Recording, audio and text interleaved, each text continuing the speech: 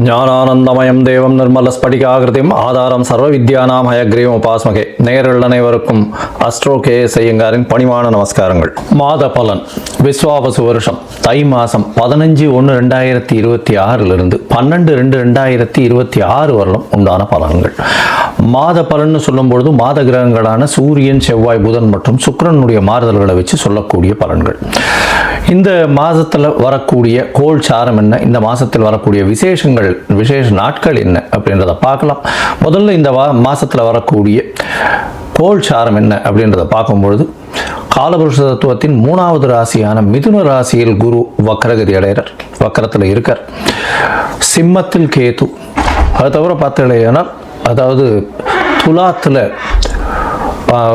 தனுசுல சுக்கிர பகவான், மகரத்தில் 3 கிரகம் செவ்வாய், சூரியன் மற்றும் புதன், கும்பத்தில் சனி, ராகு.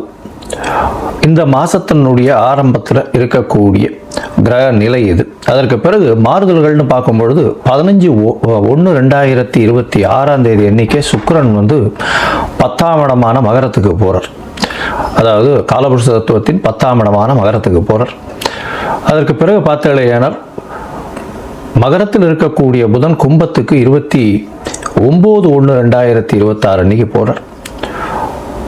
மறுபடியும் சுக்கிரன் மகரத்திலிருந்து கும்பத்துக்கு போகிறார். கும்பத்தில் பார்த்தோம்னா 4 கிரகங்கள் ஆறுது. எப்போ அப்படின்னா அதாவது 7/2/2026 அன்னைக்கு சுக்கிரனும் கும்பத்துக்கு போயிடுறார். சனி, சுக்கிரன், ராகு மற்றும் புதன் 4 கிரகங்கள் 7/2/2026 இருக்கு.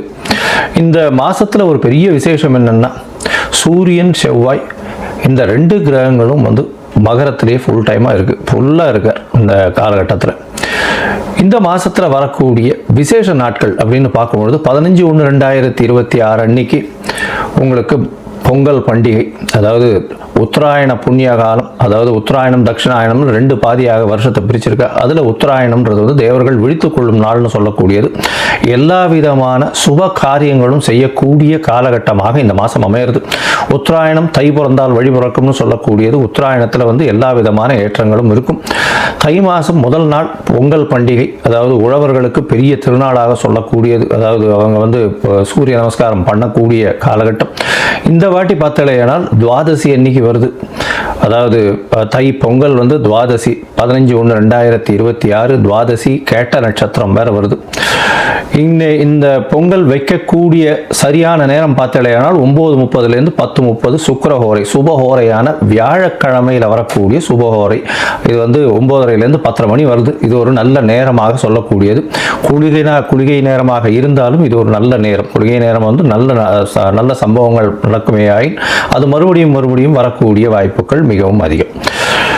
அதனால் பொங்கல் பானை வைக்கக்கூடிய நல்ல நேரம்னு சொல்லக்கூடியது காலை 9:30 10:30 மணிக்குள்ளே வைக்கிறது ரொம்பவுமே சிறந்தது.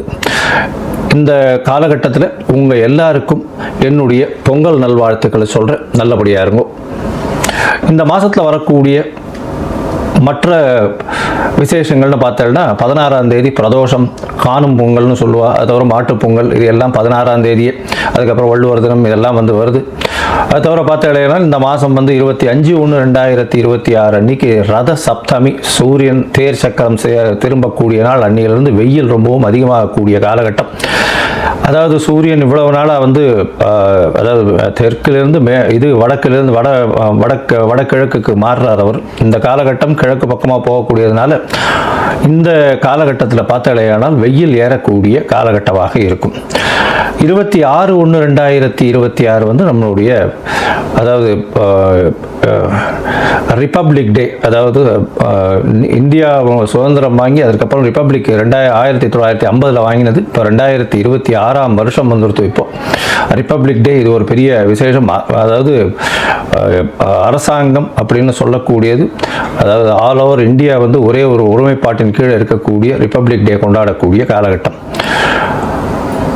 26ஆம் தேதி அன்னைக்கு வாஸ்து, அதாவது இந்த 26ஆம் தேதி அன்னைக்கு வாஸ்து புருஷன் கண் விழிக்கும் நாள் அன்னைக்கு வந்து பார்த்தோம்னா கார்த்தால 9:52 11:22 வரலும் உண்டான நேரம் வந்து வாஸ்து கண் விழிக்கும் நாள். இந்த காலகட்டத்தில் புதுசாக மன பூஜை போடுறது, அஸ்திவாரம் தோன்றது, அதை தவிர டாக்குமெண்ட் சைன் பண்ணி கொடுக்கறது, இதெல்லாம் வந்து பண்ணுறதன் மூலியமாக எந்த ஒரு ப்ராஜெக்ட் நீங்கள் ஆரம்பிச்சிங்கனாலும் அது வெற்றிகரமாக முடியக்கூடிய காலகட்டமாக அமைய போகிறது.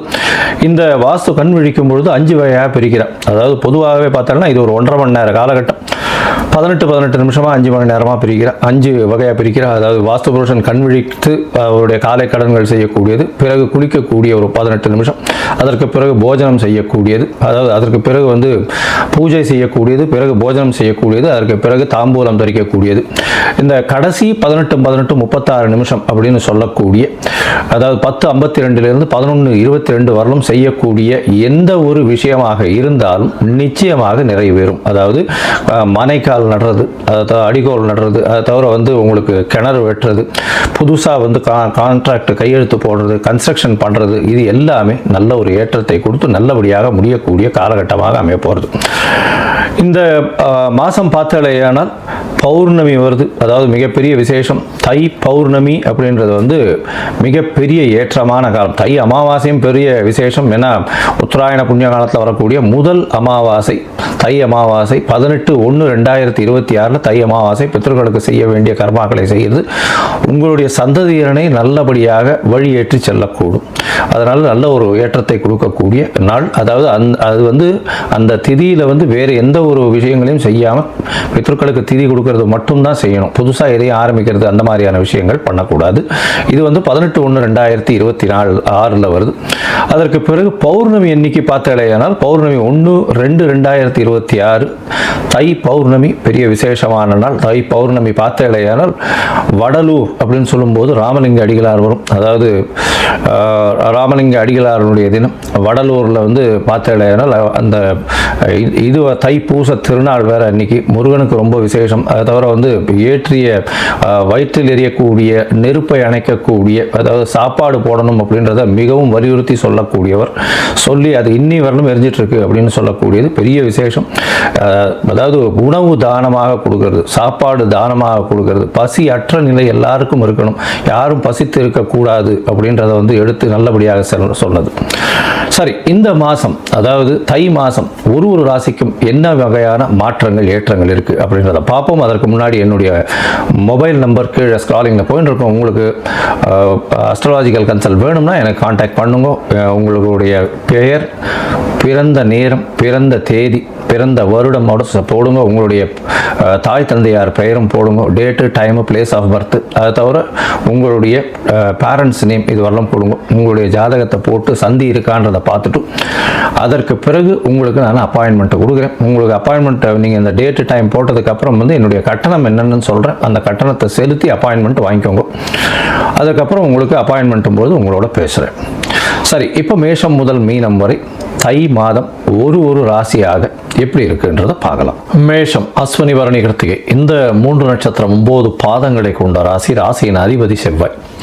இந்த மேஷ ராசிக்காரர்களுக்கு பார்த்தீங்களேனால் இந்த விஸ்வாவச வருஷம் தை மாதம் 15/1/2026 12/2/2026 வரலும் உண்டான காலகட்டம் மிகப்பெரிய ஏற்றம் கொடுக்க போகிறது. எதனால் அப்படின்னா ராசிநாதன் 10ஆம் இடத்தில் திக்பலம் பெற்று போயிருக்கார். அதாவது செவ்வாய் 10ஆம் இடத்துல இருக்கார், உச்சம் பெற்று போயிருக்கார், சூரியனோடு சேர்ந்திருக்கார். சூரியனும் 10ஆம் இடத்துல திக்பலம் பெற்று ஆட்சி பலம் பெற்றதற்கு சமம்.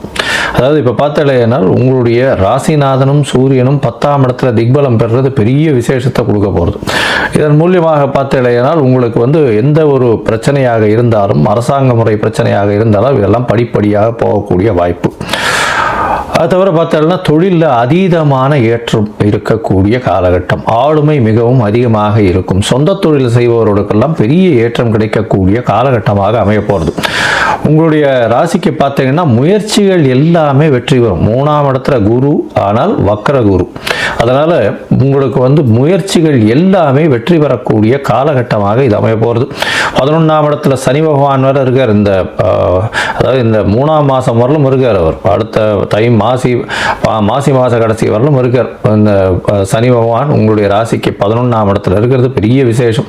ராகுவோடு சேர்ந்திருக்கிறது அதை விட அபரிமிதமான ஏற்றத்தை கொடுக்கக்கூடிய காலகட்டம். என்ன அப்படின்னா என்ன நீங்கள் நினைக்கிறீங்களோ அது உங்கள் கையில் வந்து நிற்கக்கூடிய காலகட்டமாக இருக்கும். 11ஆம் இடம்ன்றது அவ்வளவு வலுப்பெற்று இருக்கக்கூடிய காலகட்டம். உங்களுடைய ராசிக்கு 11ஆம் இடத்தையும் குரு பார்க்கிறார். அதனால் வந்து எது எடுத்தாலும் வெற்றி பெறக்கூடிய வாய்ப்புகள் நிச்சயமாக இருக்கும். குழந்தைகள் மூலியமாக நல்ல ஒரு ஏற்றம் கிடைக்கக்கூடிய காலகட்டமாக அமைய போகிறது. ஏன்னா சூரியன் திக்பலம் பெற்றிருக்கார், ஆட்சி பெற்றதற்கு சமமாக சொல்லக்கூடியதுனால குழந்தைகள் மூலியமாக நல்ல ஒரு பெருமை வரக்கூடிய காலகட்டமாக அமைய போகிறது. இந்த மாதம் பார்த்தலையானால் உங்களுக்கு சுக்கிரன் உங்களுடைய ராசிக்கு 7ஆம் அதிபதியும் 10ஆம் இடத்துல போயிடுறார். 15ஆம் தேதி அன்றைக்கே வந்து 7ஆம் அதிபதி 10ஆம் இடத்துல போகிறார். அதனால் பார்ட்னர்ஷிப் தொழிலில் இருக்கிறவாளுக்கும் பெரிய ஏற்றம். 4 கிரகங்கள் சேர்ந்து இருக்கக்கூடிய காலகட்டமாக அமைகிறதுனால பெரிய ஏற்றத்தை கொடுக்கக்கூடிய காலகட்டமாக இருக்கும். அதில் வந்து செவ்வாயும் உச்சம் பெற்று போயிருக்கு. அதனால் ராசிநாதனே உச்சம் பெற்று போயிருக்கார். நீங்கள் நினைத்தது எல்லாமே நடக்கக்கூடிய காலகட்டமாக இது அமைய போகிறது. மூத்த சகோதர சகோதரிகளோட சிறு சிறு பிணக்குகள் இருந்தாலும் வரக்கூடிய லாபங்கள் அதிகமாக இருக்கக்கூடிய காலகட்டமாக இருக்கும். உங்களுக்கு பார்த்தீங்கன்னா இந்த மருத்துவ தொழிலில் இருக்கிறவங்களுக்கெல்லாம் பெரிய ஏற்றம் கிடைக்கக்கூடிய வாய்ப்புகள் நிச்சயமாக உண்டு. இந்த மாதம் மட்டும் பார்த்தோம்னா இந்த இதில் வந்து புதுசாக வீடு வாங்கணும்னா வீடு வாங்கக்கூடிய வாய்ப்புகள் பாக்கியங்கள் கிடைக்கக்கூடிய காலகட்டமாக அமையும். மொத்தத்தில் பார்க்கும்பொழுது இந்த மேஷ ராசிக்காரர்களுக்கு பெரிய ஏற்றமான காலமாக அமைய போகிறது. அதாவது எடுத்த காரியங்கள் நிச்சயமாக நடக்கும். தீர்க்கமான சிந்தனை நிச்சயமான பார்க்கக்கூடிய வாய்ப்புகள் உங்களுக்கு உண்டு.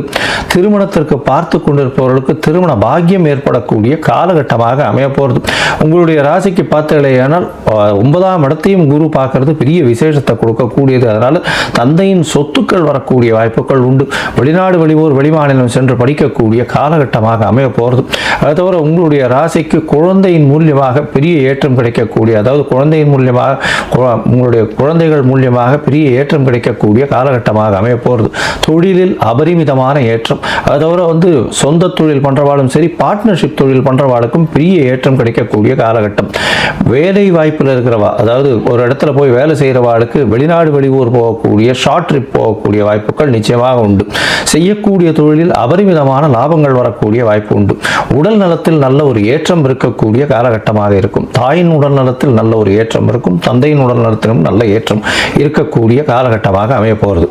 இந்த மாதத்தில் வந்து சில நாட்கள் நீங்கள் தள்ளி வைக்கிறது நல்லது. அந்த சில நாட்கள் வந்து சந்திராஷ்டம நாட்கள்னு சொல்கிறோம். அந்த சந்திராஷ்டம நாட்கள் உங்களுக்கு என்னைக்கு வருது அப்படின்னா உங்களுடைய ராசிக்கு 15/1/2026 அதாவது தை 1ஆம் தேதி என்னைக்கு வருது. அதே மாதிரி மாத கடைசியில் அதாவது 10, 11, 12 2ஆம் மாதம், அதாவது பிப்ரவரி 10, 11, 12, 2026 இந்த காலகட்டத்தில்